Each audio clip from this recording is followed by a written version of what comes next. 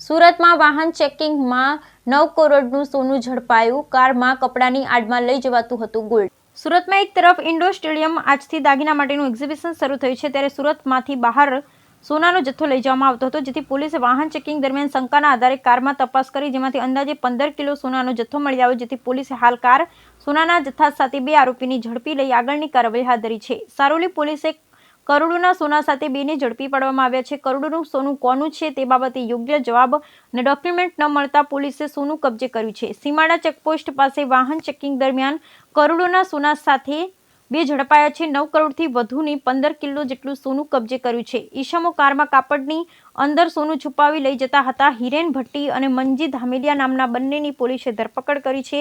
મહિદરપુરાથી ઉભેડ ખાતે ફેક્ટરીમાં સોનું લઈ જતા હોવાનું જણાવ્યું હતું।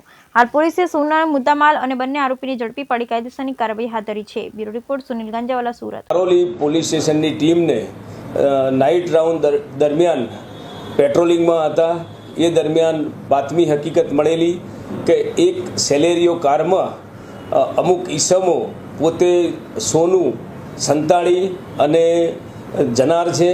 એ આધારે સીમાડા ચેકપોસ્ટ ઉપર નાકાબંધી કરી અને સદરુ કારને અટકાવી અને તેની ઝડપી તપાસ કરતા 2 ઈસમો પાસેથી પોતાના પેન્ટ શર્ટની અંદર એટલે કે શર્ટિંગ કરેલું એના અંદરના ભાગમાં પ્લાસ્ટિકની થેલીની અંદર એક ઈસમ પાસેથી 5 પેકેટ અને બીજા ઈસમ પાસેથી 3 પેકેટ એમ સોનું ભરેલે મુદ્દામાલ મળી આવેલો, જેમાં સોનાના નાના મોટા ટુકડાઓ તેમજ સોનાના બિસ્કિટ મળી આવેલા। કુલ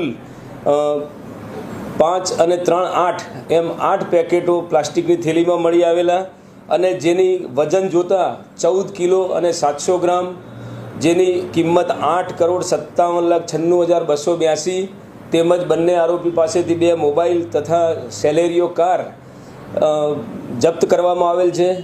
બંને આરોપીઓને આ બાબતે સોના બાબતે પૂછપરછ કરતા પોતાની પાસે કોઈ આધાર પુરાવા નહીં હોવાથી તેઓની શંકાસ્પદ હાલતમાં ધરપકડ કરવામાં આવેલ છે અને તપાસ ચાલુ છે।